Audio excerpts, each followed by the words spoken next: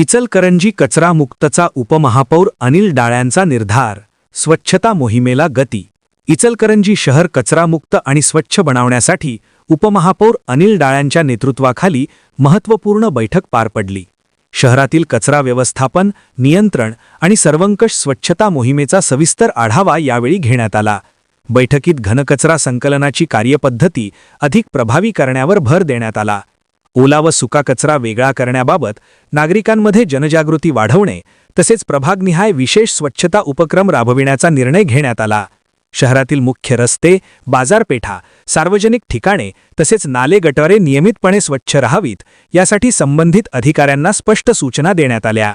यावेळी उपमहापौर अनिल डाळ्या यांनी इचलकरंजीला कचरामुक्त, स्वच्छ आणि आदर्श शहर बनवणे हा केवळ संकल्प नसून ठाम निर्धार आहे असे स्पष्ट केले। प्रशासन आणि नागरिकांनी एकत्र येऊन काम केल्यास कोणतीही गोष्ट अशक्य नाही असे सांगत त्यांनी नागरिकांना स्वच्छता मोहिमेत सक्रिय सहभाग घेण्याचे आवाहन केले। या बैठकीस संबंधित विभागांचे अधिकारी, कर्मचारी आणि स्वच्छता विभागाचे प्रतिनिधी उपस्थित होते।